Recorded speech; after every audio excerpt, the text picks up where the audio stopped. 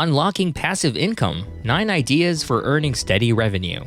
In this video, we'll be discussing 9 different ways to generate passive income. I'll be covering the difficulty of getting started, how difficult it can be to make $100 per month from each method, and the level of effort required to maintain these income streams once they're set up. When you first start, you may not earn hundreds of thousands of dollars right away. You'll still need to work hard, persevere, and be more persistent if you want to have a steady flow of income from these side hustles every month.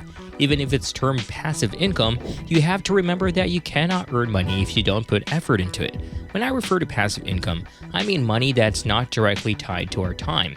For example, if you write and publish a book, and that book is now available in bookshelves and people are buying it, you put in the work to write and publish it, but now you can earn money through royalties whenever the book sells. This is passive income, as you can potentially make money even while you sleep because you've created something that generates income for you. You work hard one time, and for the rest of your life, you'll be getting money every time someone buys your book. This is the perfect definition of passive income. If you're not doing anything, you're still earning. You have to remember that passive income always takes time to establish. If you come across any ads or comments claiming to get rich quickly through schemes or crypto, it's likely a scam. There are no legitimate get-rich-quick schemes, so it's best not to waste your time or money on them.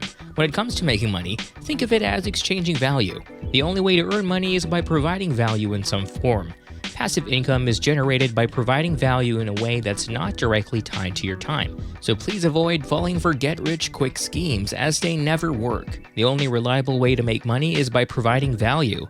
Now let's dive into the 9 different ways you can provide value and potentially earn passive income. Let's start by discussing investing in stocks and shares as a way to generate passive income.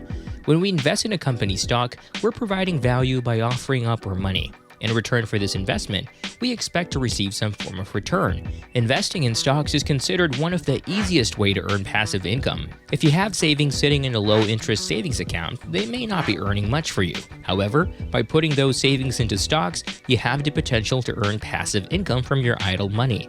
I recommend investing in index funds. An index fund, such as the S&P 500, is a type of investment where your money is spread across the 500 largest companies in the US. When you invest, let's say $1,000 in the S&P 500, your money is distributed among these companies based on their size. For example, around 2% may be invested in companies like Apple, Facebook, Google, and Microsoft, while a smaller percentage would be invested in less well-known companies, further down the list. In essence, you're investing in all these big US companies in small amounts, allowing for diversification and potential growth over time. To get started with investing in index funds, all you need to do is sign up with a stockbroker. In the US, you can use Webull, while in the UK, options like Freetrade or Vanguard are available. Just do a quick search online for the best stockbroker platform in your country, and you'll find options that work for you. Investing in index funds is quite easy, and within our side hustle assessment matrix, we'll give it a 1-star rating in terms of difficulty, with 1 being the easiest out of 5. The difficulty of making $100 a month through investing in stocks and shares depends on various factors, primarily the performance of the overall stock market. For example, from 2020 to 2021, the S&P 500 has increased by approximately 50%, which is a significant gain despite the challenges posed by the pandemic.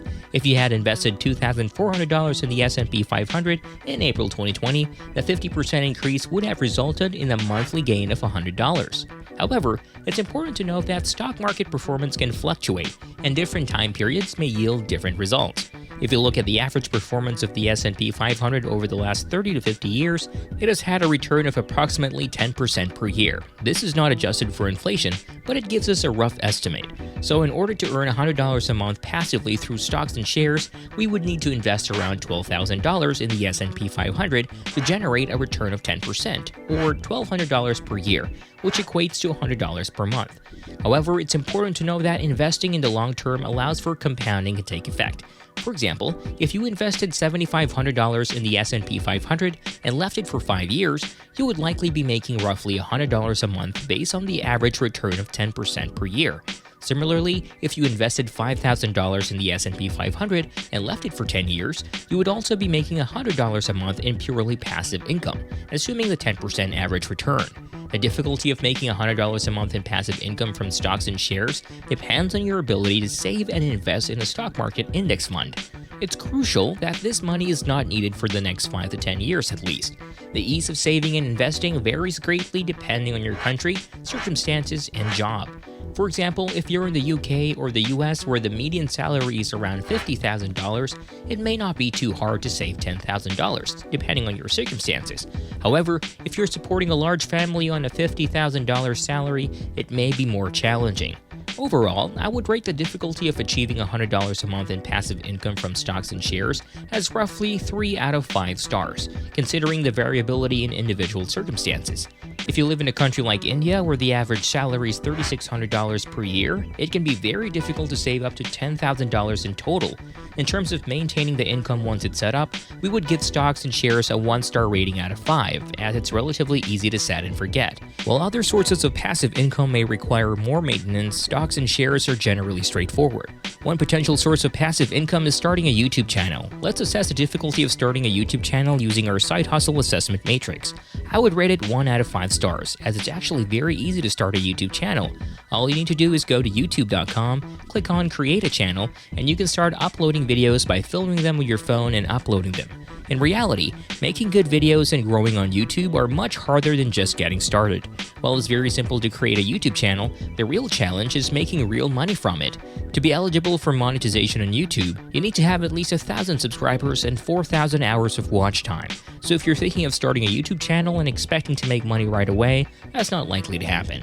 When people ask me about starting a YouTube channel, I tell them that they need to be prepared to put in consistent effort for a long period of time, at least once a week for at least 2 years, before expecting any significant returns.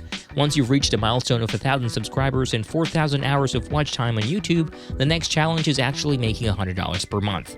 On average, the revenue per 1,000 views on YouTube is around $2, although this can vary greatly. If you're making one video per week and assuming you're not getting any traffic on your older videos, each video you would make would need to get around 12,500 views on average. Typically, the average view count for each video is about 20% of a total number of subscribers. For example, if you have 62,000 subscribers, you can expect around 12,500 views on each video. Assuming you have no evergreen content in the long term, you would need around 60,000 subscribers to consistently make $100 per month on YouTube. In reality, it's possible to start making $100 per month on YouTube even before reaching 60,000 subscribers.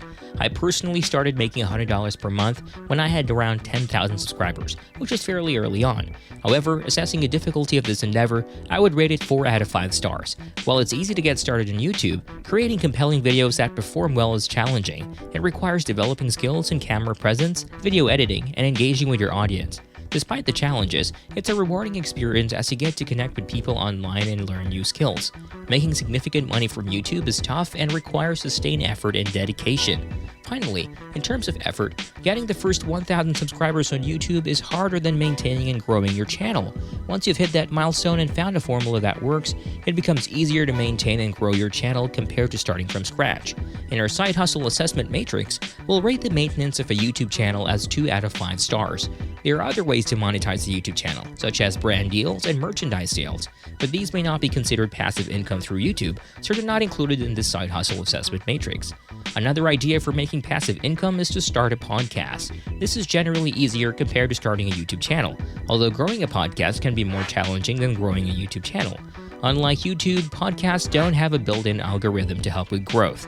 In fact, many podcasts grow by having a YouTube channel, which may seem counterintuitive. So how hard is it to start a podcast? Again, I would rate it 1 out of 5 stars because it's very easy to start a podcast. You can use platforms like Anchor.fm and literally use your phone to record and pass it around between you and your friends to start a podcast. There are also websites like Riverside.fm that provide easy-to-use tools for recording podcasts. Starting a podcast is very easy, but making $100 a month in passive income from a podcast is not quite passive because podcasters primarily rely on brand deals for monetization. Unlike YouTube, there's no equivalent of YouTube AdSense for podcasts. Typically, podcasters need sponsorships or brand deals to make money from their podcast. According to industry standards, a 30-second ad in a podcast can earn around $18, while a 60-second ad can earn around $25 per 1,000 views or listens. So to make $100 a month from sponsorships, assuming you have consistent sponsorship deals based on your download numbers, you would need around 1,000 downloads per episode. If you have a weekly podcast with 4,000 downloads per month and you include a 60-second ad at $25 per 1,000 views, you could potentially make around $100 a month. However, getting 1,000 downloads per episode per month for your podcast is much harder compared to getting 1,000 YouTube views per month. This is because YouTube has built-in distribution, whereas podcasts rely more on organic growth and marketing efforts to attract listenership. Podcasts are different from YouTube in terms of audience size, as YouTube generally has a larger user base. However, if you look at the statistics, the top 20 podcasts in the world typically receive over 1,000 downloads per episode on average. So how easy is it to earn $100 by starting a podcast? I give it 3 out of 5 stars because it's challenging but not as difficult as monetizing on YouTube due to the lower threshold. When it comes to maintaining it, I rate it 2 out of 5 stars because it's not entirely passive, as regular podcast episodes need to be produced for brand deals. But once a formula is established, it becomes easier to continue. Thanks for watching, and I hope it was helpful. If it was, let me know in the comments. Stay tuned for the next video and have a great day. See you soon.